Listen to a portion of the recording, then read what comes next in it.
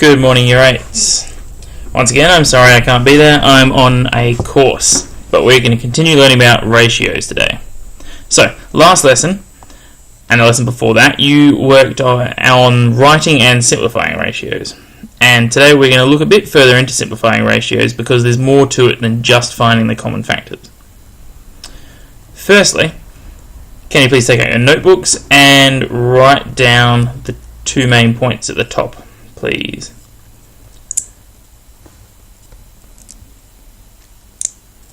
Once again, throughout this recording, feel free to put your hand up and ask the relief teacher to pause me so you can catch up on taking notes because I'll be going through these quickly.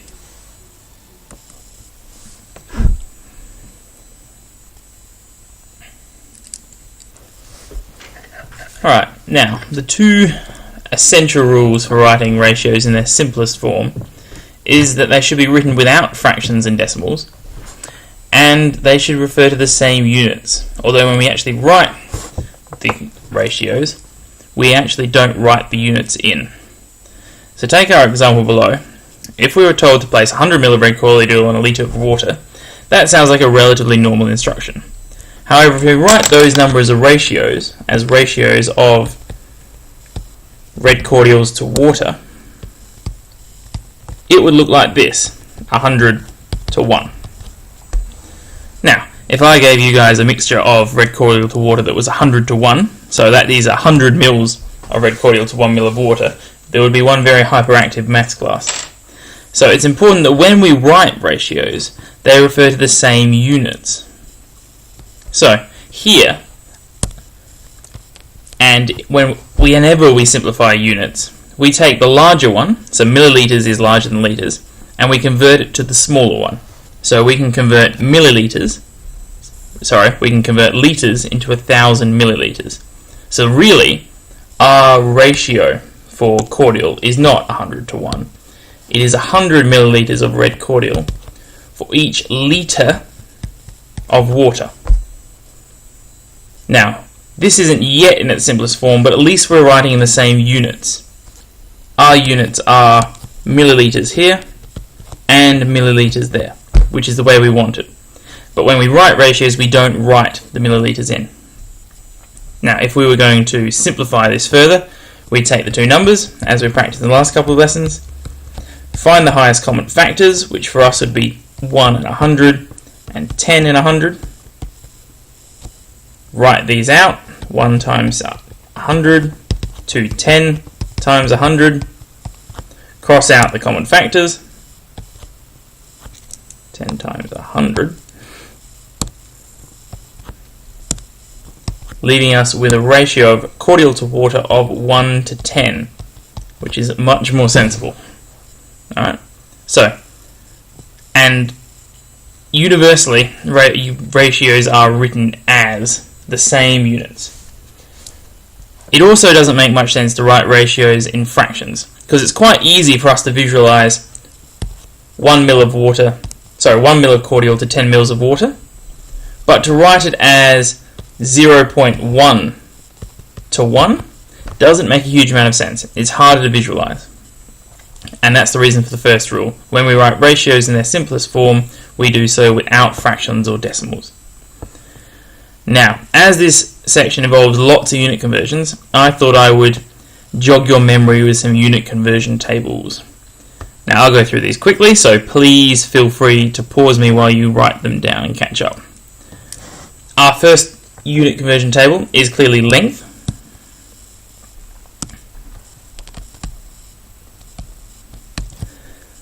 Now, some of you will know this by heart, but others will have confusion on how exactly to use one of these tables.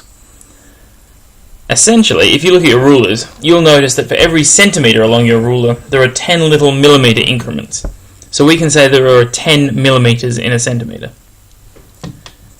So if I asked you how many millimetres were there in 2.5 centimetres, most of you would be comfortable going 25. Or you could look at your ruler and count from 2.5 centimetres the number of millimetres within there.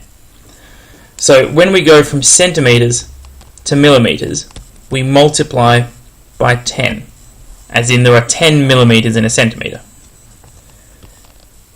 Similarly, when we go from meters to centimeters, we multiply by 100. There are 100 centimeters in a meter.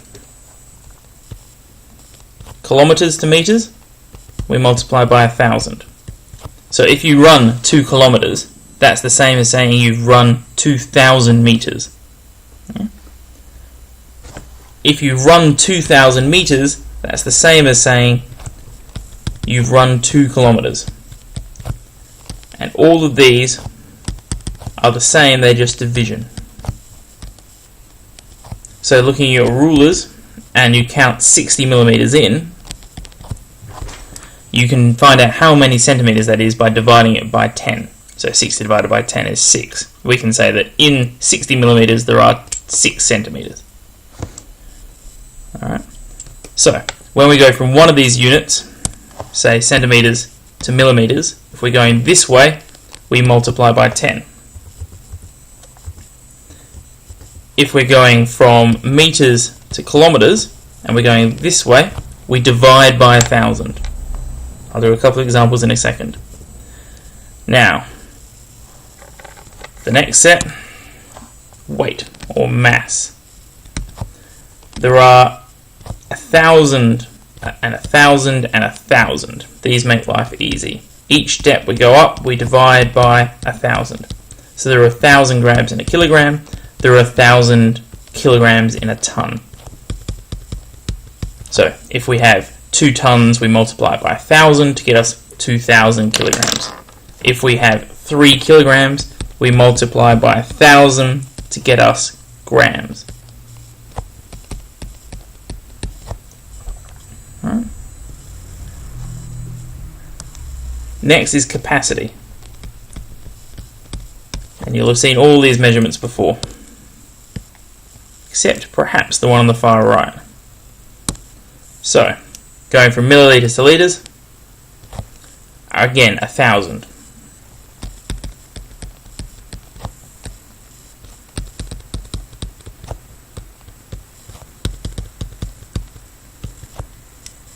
Note the capital the capital M in megalitres, which lets us differentiate it easily from millilitres.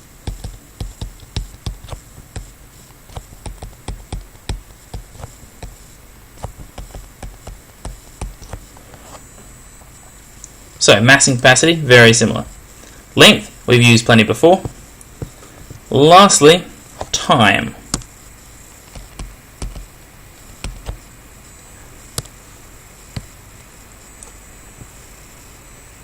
Now, time is a little trickier, because all these others up here, millimeters, mass, capacity, we could set. Way back in the day, well, a bunch of scientists, but Napoleon was very encouraging of this, set all of these measurements so they jumped beautifully between each other with tens, hundreds and thousands. However, time doesn't all work like this, because we can't set the rate at which our planet orbits the sun. So, we're constrained to a rather awkward set of tables. But the logic remains the same. Going from seconds to minutes, there are 60 seconds in a minute, so we divide by 60. Going from minutes to hours, again, there are 60 minutes an hour, so we divide by 60. Hours to days, there are 24 hours in a day. Days to a year, there are 365 days in a year. And years to a decade, we divide by 10. And going back is exactly the same, however, we multiply at each step. So for example, if we have 3 minutes, and we want to know how many seconds that is, we multiply 3 minutes by 60 to get us to seconds.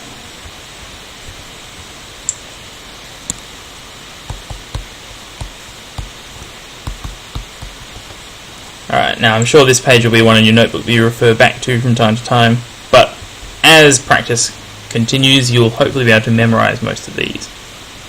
Or you will be able to memorize most of these. Alright, so take our first example. If we were asked to simplify 200 milligrams to 1 ton, we go up to the relevant table and look at what's required here.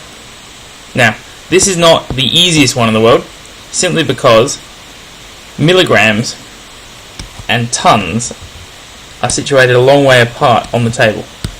So if we want to go from tons to milligrams, and remember we always want to turn the larger unit to the smaller for the purpose of what we're doing, we multiply by 1,000 to get to kilograms, 1,000 to get to grams, and another 1,000 to get to milligrams.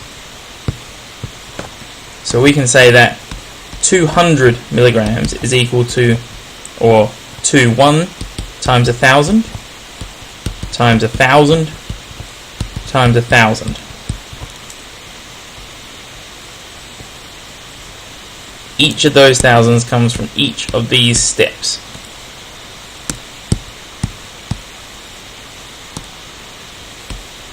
(200 to 1 billion). Essentially meaning there are 1 billion grams in a ton.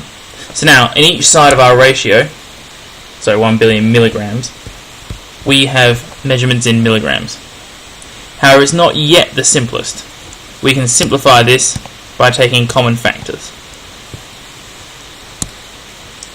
Essentially, our highest common factor is going to be 100, or even 200. So we can take the 200 and split into common factors of 1 and 200.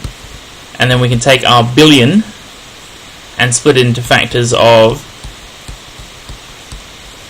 200 and 5 million.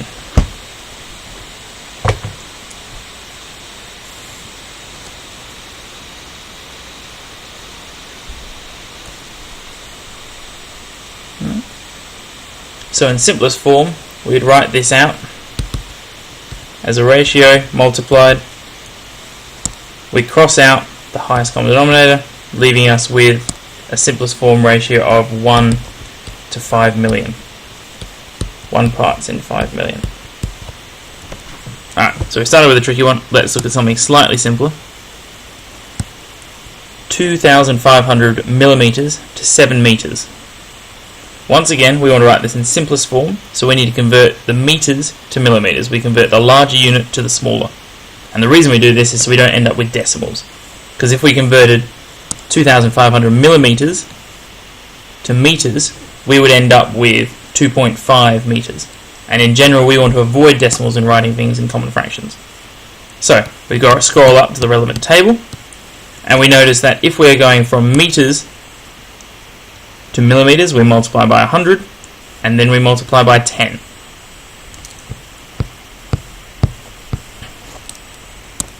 So we can say that 2,500 is the same as 7 multiplied by 100 multiplied by 10. Sorry, it's not the same as. It's 2. Giving us 2,500 to 7,000. Alright.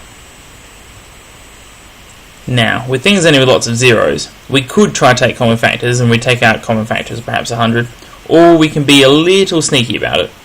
And if we see 2 zeros on both sides, we can cross them straight away. It isn't. Leaving us with a common ratio of 25 to 70. And now we take 25 and 70 to one side and look at common factors of each. So common factors of 25 are, or factors of 25 are 5 and 5, 1 and 25. Factors of 70 are 5 and 14, 7 and 10, 70 and 1, etc. But our highest in common is the 5. So once again, we write 5 times 25 and 5 times 14. Cross the 1 in common, leaving us with a ratio of 5 to 14. And the units are the same. So our first job is convert the units to become the same, take the large unit to the smaller, and then find the simplest possible ratio.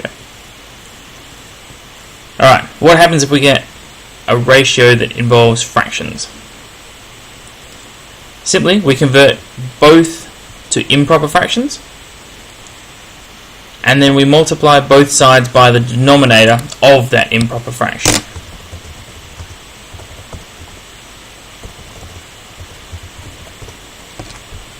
So taking our first example on the left, I wonder how many of you can remember how to convert 2 and a fifth to an improper fraction. Now, this was 2 topics ago, so I don't mind if you're a little rusty. You can do it multiply and add. So 2 times 5, 2 times 5 plus 1. 2 times 5 is 10, plus 1 is 11 over 5 to 4. Alright, that's first step. We converted both to improper fractions. Now we multiply both sides by the denominator of that improper fraction. So we multiply both sides by 5.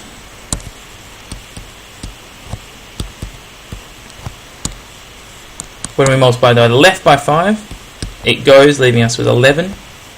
When we multiply the right by 5, 4 times 5 is 20. And that is the simplest possible way to write this ratio. Now, essentially, we are just rewriting the same thing but in a simpler form. But the reason we might do this is because if in a recipe we were given, say, 11 parts to 20, but we only wanted to make a fifth of the recipe, we would divide both sides by 5, and we'd have to know how to go backwards to get up to there. Right. Taking our second example, 3 to 9 and a quarter. Once again, we do 9 times 4 plus 1. So 3, 9 times 4, goodness, what is 9 times 4? 36, plus 1 is 37, over 4. Then we multiply both sides by 4, giving us 12 to 37, which we can't simplify any further. Last one, simplifying decimals in ratios. So, going back up, we know how to deal with different units, we know how to deal with fractions, lastly, decimals. Essentially, we want to write the ratio without a decimal. And in order to do this, we look at how many decimal places each side of the ratio has. And if it has, say, 2, we need to multiply each side of the ratio by 100. Because 100 has 2 zeros. So if you multiply each side of the ratio on the left hand side by 100, you get 320 to 512. Note the O here. It would be very easy just to write it as 32 and forget that it is 320. Just on a side note, notice how we are multiplying and dividing both sides of a fraction by the same amount without actually changing the answer. This is because we can flip between one ratio and another by using multipliers to get between equivalent ratios. So for example, if we had 1 to 2, we can multiply both sides 2 to 4, 10 to 20. Each of those means the same thing, and we get from one to the other by multiplying. But as long as we multiply both sides by the same amount, it doesn't change our original ratios. We just write them in an equivalent way. So that means we can write 3.2 to 5.12 as an equivalent ratio by multiplying both sides by 100. Now, we haven't actually got it in its simplest form yet, because 320 and 512 both have quite a few factors. So, these are large numbers that you aren't expected to know in your head. You simply grab your calculator, and you might try 512 divided by 2 would be a logical guess. 256 and 2. If you divided it by 4, you'd get 128 and 4. If you divide it by 64, you get 64 and 8.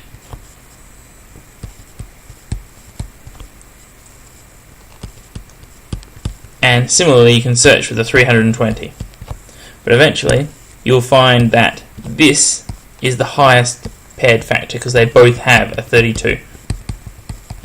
So you can replace the 320 with 32 times 10 and the 512 with 16 times 32. Then both 32's go, leaving you with the ratio of 10 to 16.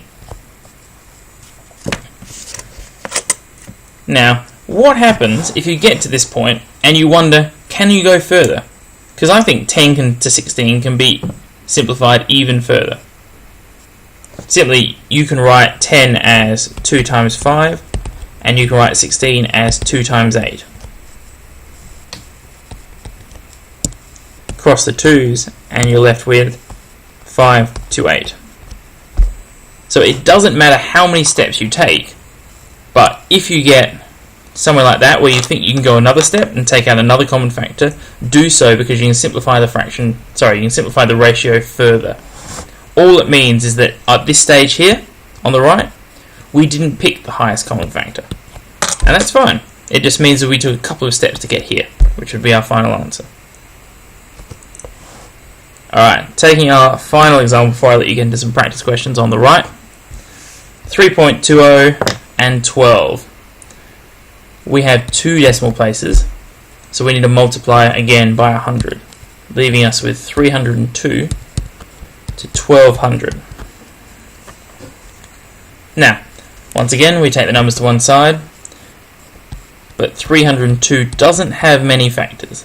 It only has 151 and 2, whereas 1200 has the similar factor of 602.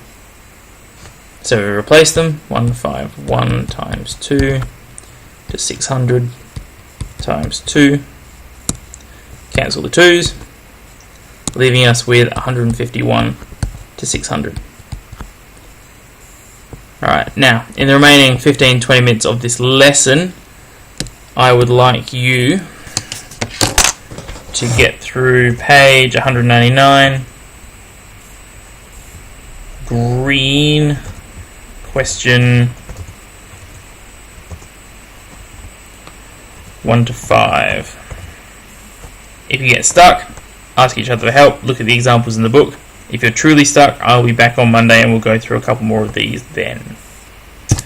Thank you, and I'll see you next week.